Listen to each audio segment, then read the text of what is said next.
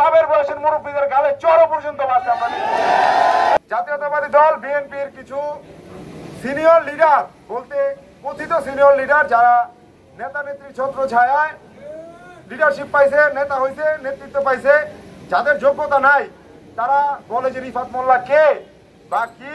তাদের জন্য আমি বলতে চাই, আমার ফ্যামিলির একটু পরিচয় আপনাদের সকলের সামনে এই গণমাধ্যমের মাধ্যমে ওনাদেরকে জানাইতে চাই।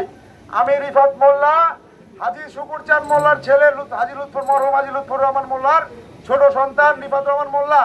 কে এই লুৎফর রহমান মোল্লা, কে শুকুর চাঁদ মোল্লা, কে কোন এই চেয়ারম্যান বাড়ি? আজকে 51-52 বছর যাবত এই চেয়ারম্যান বাড়িতে চেয়ারম্যানই ছিল 3 পুরুষের 4 পুরুষের চেয়ারম্যানই। আজকের মুখ্য বিষয় হচ্ছে আমাদের ঢাকা ইস্ট ওয়েস্ট এলিভেটেড এক্সপ্রেসের একটা ফ্লাইওভার 2017 সালে একটা নকশা করছিল আওয়ামী লীগ সরকার, তৎকালীন আওয়ামী লীগ সরকার থাকাকালীন অবস্থায় আওয়ামী লীগের কিছু এলাকার দোসররা, যা 2017 সালের নকশা 2025 সালে এটা উদ্ঘাটন হয়েছে, জনগণ জানতে পারছে।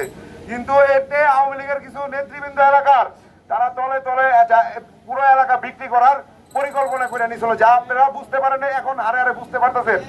এর আগেও জগন্নাথ বিশ্ববিদ্যালয়, বিভিন্ন সরকারি সংস্থার জন্য যত ভূমি অধিগ্রহণ করা হয়েছে, এই টেগুরিয়া ইউনিয়ন থেকে বিভিন্ন মৌজার থেকে তারা আওয়ামী লীগের দোসরা জায়গা নিয়ে শাহিন চেয়ারম্যান ও শাহিন চেয়ারম্যানের গংরা, তারা এই টেগুরিয়া ইউনিয়নের মৌজার ভিতরে কিছু সরকারি খাস জমি থাকার কারণে, হালসান ভারতের জায়গা থাকার কারণে, এবং এই এলাকার জনগণ খুবই নিরীহ, খুবই নীরব, তাদেরকে বোকা ভাইবা এই জনগণের সম্পদের টাকা, এই বিল, যে পরিমাণ বিলের একটা অংশ তারা নিজেদের পকেট বাড়ি করছিল, সেই অনুসরণ হয়ে আজকের কিছু নেতাবৃন্দ এখন যে আমাদের ঢাকা ইস্ট ওয়েস্ট এলিভেটেড এক্সপ্রেসের জন্য যে হাইওয়ে হচ্ছে, সেটার বিরুদ্ধে আমরা গত 10ই আগস্ট আমরা রাজিন্দাপুর ঢাকা মহা হাইওয়ে রোড এক্সপ্রেস বন্ধ করে দেই।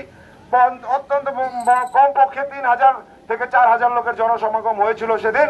কিন্তু এই এলাকার কিছু জনপ্রতিনিধি, কথিত জনপ্রতিনিধি, যারা জোরবশত জনগণের উপরে চাপায় দেয়, তারা জনগণের প্রতিনিধি, কিন্তু জনগণ তাদেরকে জনপ্রতিনিধি বলে মানেন না।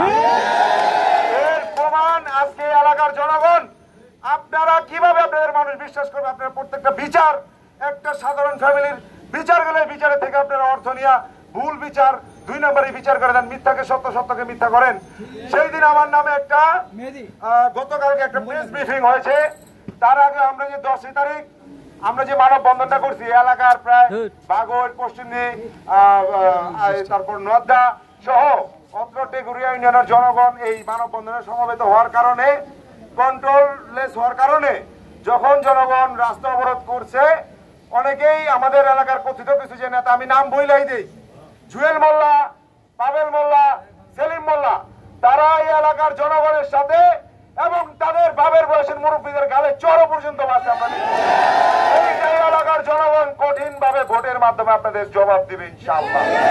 আমরা এই টেগুরিয়ানের জনগণ পয়সা চাই নাই যে আপনারা যেইভাবে হাতের আঙ্গুলে ডগাই নিয়ে নাচাইবেন আমরা সেইভাবেই নাচবো।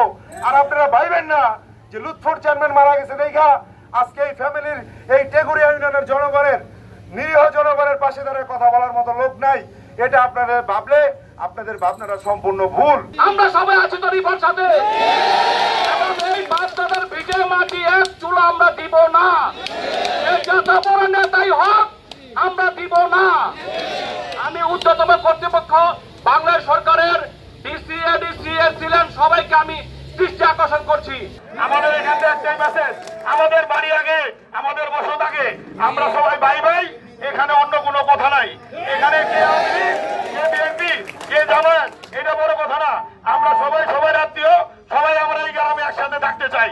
আমাদের এক দাবি, সেদিনকে যদি কোন রাজনৈতিক দলের নেতৃবৃন্দ বা বড় বড় নেতৃবৃন্দ আমাদের সাথে একত্রতা প্রকাশ করতো, হয়তো আমাদের মানববন্ধন আরো বেশি সাকসেসফুল হইতো। আমাদের চারদিকে এমন সূত্র হয়েছে, এই চেয়ারম্যানের বাড়ির ঐতিহ্য, এই গ্রামবাসীর ঐতিহ্য ধ্বংস করার জন্য। ধ্বংস কারা করছে? স্বার্থনিশী কিছু মহল আছে, তাদের উদ্যোগে। তারাই আমাদের গত 10 তারিখে একটি মানববন্ধনের উদ্যোগ নেওয়া হয়েছিল। সেই উদ্যোগের জন্য আমরা সবাই সম্মিলিতভাবে রিফাত মোল্লার উদ্যোগে আমরা সমবেত হয়েছিলাম। কিন্তু সমবেত হওয়ার কারণে উদ্দেশ্য ছিল অনেকের অসৎ সৎ ছিল না, সেখানে অসৎ উদ্দেশ্য ছিল তাদের পকেট ভারী করার জন্য, জনগণের যান মাল নিপে যাক, তাদের পকেট ভারী হোক, সেটাই তাদের জন্য হয়েছিল। আমরা এই 1000 বছরের ঐতিহ্য ভিটামাটি হিন্দু মুসলিম বৌদ্ধ খ্রিস্টান আমরা যা আছি সমাজে, আওয়ামী লীগ বিএনপি জাতীয় পার্টি যত পার্টি হোক কেন, আমরা গ্রামবাসী সবাই এক, আমরা একত্রভাবে আছি। আমরা এই আমাদের বসত ভিটার জন্য আমরা বিচ্ছিন্ন হইতে চাই না।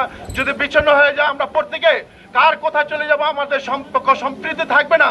যার কারণে আমাদের সম্পর্ক সম্প্রীতি ধরে রাখার জন্য আমাদের একটা যে না হয়, আমরা ঊর্ধ্বতন কর্মকর্তা সে আমরা অনুরোধ জানাচ্ছি।